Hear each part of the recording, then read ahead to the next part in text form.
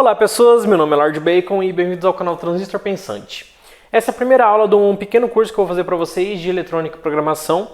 É um curso básico, tá? A princípio não vou explicar nada muito complexo, nada muito complicado. Somente os conceitos básicos e o suficiente para vocês conseguirem fazer alguns circuitos básicos, ok? Nessa primeira aula de hoje eu vou falar um pouco sobre corrente, um pouco sobre tensão, um pouco sobre resistência, tá? Antes de explicar para vocês o que é a corrente propriamente dito, eu tenho que explicar para vocês e fazer vocês entenderem o que é um elétron. Para isso eu preciso explicar para vocês o que é um átomo, ok? Bom, vamos pensar assim. Todas as coisas que a gente conhece, por assim dizer, elas são feitas de uma matéria. Por exemplo, um caderno ele é feito de folhas, uma panela é feita de metal. E esses materiais, o metal, a folha, ela é feita de outros materiais muito pequenininhos, por assim dizer, tá? A gente pode chamar esses materiais muito pequenos de átomos. Eles são impossíveis de ver a olho nu, tá? Ou seja, você não consegue ver eles, mas eles existem. Toda matéria que a gente tem no planeta Terra, ela é encontrada numa tabela chamada tabela periódica. Eu acho que algum de vocês já ouviram falar, dependendo de qual nível de estudo vocês têm. Geralmente a gente começa a ver ela no ensino médio, tá? Mas essa tabela tem todos os elementos que são conhecidos no planeta Terra, ok? Tudo que tem no planeta Terra, todo material, toda coisa que tem no planeta Terra, ela é formada por esses elementos da tabela periódica, ok? Na tabela periódica a gente tem vários elementos, tá? Eu não vou falar de um específico, mas eu tenho que explicar o que é o átomo para vocês. Esses elementos da tabela periódica, eles são compostos por átomos. Por exemplo, um fio de cobre, ele é composto de átomos de cobre, ok? Tá, mas o que é o átomo? Eu vou desenhar aqui para vocês, tá?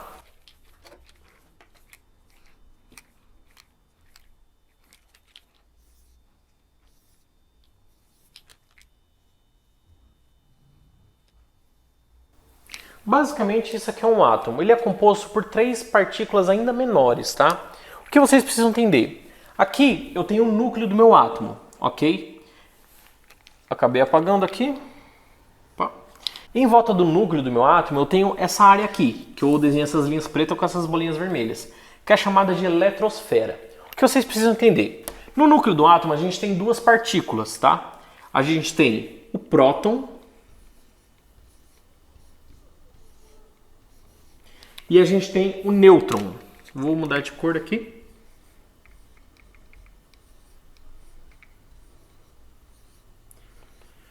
Essas partículas elas têm cargas, tá? O próton eu vou ter uma carga positiva.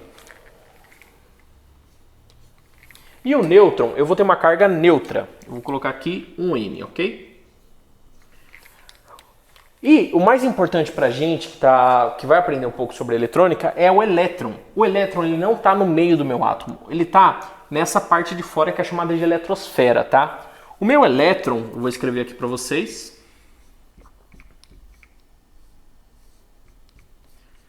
O meu elétron ele vai possuir carga negativa. Isso é importante para a gente. Por quê? Dependendo do átomo do meu material, seja ele cobre, metais, gases, eu tenho uma facilidade, por assim dizer, eu vou explicar dessa forma para vocês conseguirem entender, uma facilidade do meu átomo perder ou ganhar elétrons, ok? Ou seja, ele pode ganhar mais elétrons aqui, tá? Me perdoem, porque eu não sou muito bom em desenho, ok? Mas ele pode ganhar mais elétrons ou perder mais elétrons, tá? Pode perder alguns elétrons, tá? Dependendo do tipo de material do meu átomo. Se for um átomo de cobre, um átomo de alumínio, um átomo de ouro, um átomo de oxigênio, tá? Ou seja, essa perca e ganho de elétron vai influenciar na eletrônica pra gente, tá? Eu vou apagar e eu vou explicar mais ou menos por que isso influencia.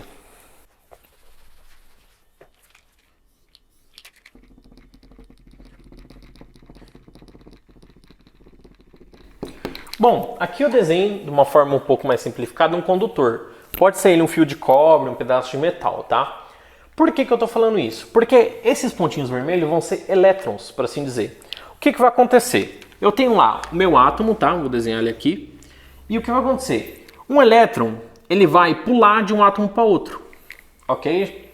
Eu estou no primeiro átomo, ele vai vir e vai pular para esse próximo átomo. Como é um fio de cobre, vamos supor, todos os meus átomos vão ser de cobre, então meu elétron vai sempre ir pulando, tá? De um átomo a outro. E assim por diante, tá? Esse movimento que o elétron faz de um átomo a outro é chamado de corrente. Corrente nada mais é do que o fluxo de elétrons por um determinado período de tempo, tá? Se eu pegar esse meu fio e cortar ele, e em um determinado período de tempo eu contar quantos elétrons estão passando por ele, eu vou ter a minha corrente elétrica, que ela é dada pela letra A, ok, gente? Aqui, o meu fluxo de elétrons vai ser calculado por coulomb por segundo. Isso não é tão importante nesse primeiro vídeo, ok, gente? Então, corrente elétrica nada mais é do que o fluxo de elétrons por um condutor, ok, gente? Agora eu vou falar um pouco de tensão, que está diretamente ligada à minha corrente. Vou apagar aqui.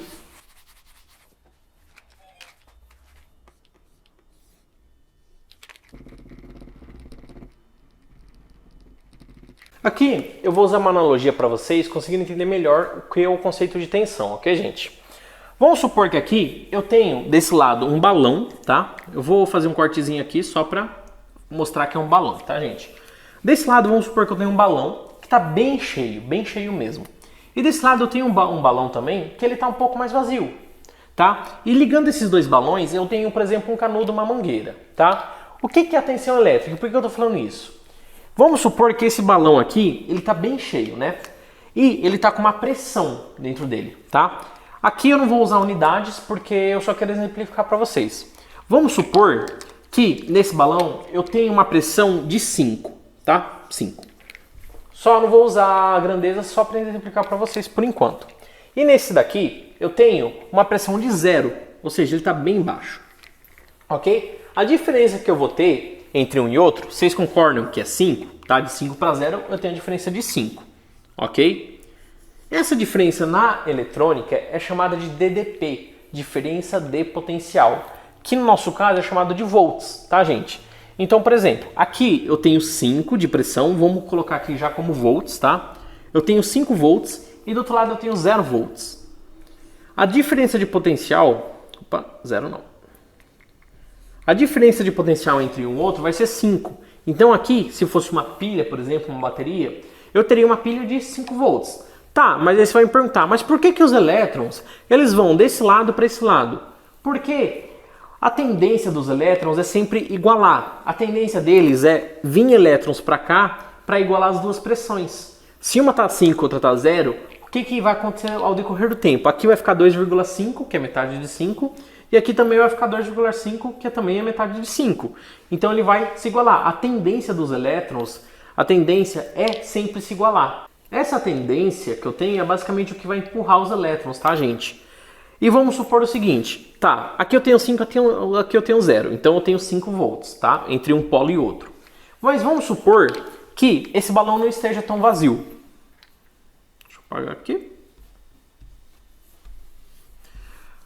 Vamos supor que ele está um pouquinho mais cheio.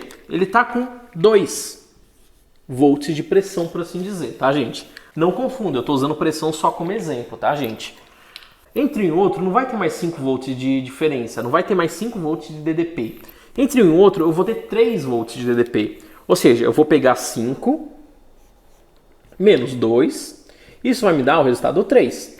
Ou seja, entre um e outro eu vou ter 3 volts, entendeu? Ou seja, a minha DDP é sempre calculada entre dois pontos, como o próprio nome diz. Diferença de potencial é a diferença de potencial entre dois pontos, tá? Se eu pegar, por exemplo, se esse aqui tivesse a 1000 e esse aqui é 1001, não importa que ele esteja a 1000 volts e esse aqui é 1001 volts. A diferença entre um e outro vai ser 1. Por mais que esse aqui, por exemplo, esteja, vamos supor, no 1000 e esse aqui a 1010, a diferença de potencial entre eles vai ser 10. Não importa se eles estão a 1000 ou se eles estão a 100 ou se eles estão a 0 e 10 mesmo. Isso a gente vê, por exemplo, nas baterias, tá? A bateria, por exemplo, uma bateria normal, ela tem 1,5 volts, tá? Vou desenhar aqui uma bateria um pouco mais feia, tá? Aqui é uma bateria, aquelas pilhas normais, tá? Que você usa em controle remoto, em carrinho de brinquedo. Ela vai ter 1,5 volts de diferença de potencial, tá? Ela vai ter 1,5 volts de tensão. Tensão a gente usa bastante no lugar de DDP, tá, gente? Então ela vai ter 1,5 volts de tensão, ok, gente? O que isso quer dizer? Quer dizer que entre esse polo e esse polo da minha pilha, eu vou ter 1,5, tá, gente? A bateria vai acabando por quê? Porque os meus elétrons vão começar a se igualar. Vai chegar uma hora que os dois polos da minha bateria vão estar com a mesma pressão. Isso vai significar que a minha bateria vai acabar a minha tensão. Elas vão estar igualadas, então não vai ter motivo para os meus elétrons se mover de um lugar para o outro, porque nos dois lugares vai estar igual. Então, a minha tensão da minha bateria vai cair para zero, porque eles estão igualados, tá, gente? Agora eu vou explicar para vocês um conceito de resistência. Vou apagar. Para você que está acompanhando a aula até agora, não esquece de curtir e se inscrever no canal, que mais para frente vai ter mais aula, tá, gente? Vou explicar agora para vocês o conceito de resistência. Vou desenhar o meu fio de novo. Só que dessa vez ele vai ter um obstáculo no meio.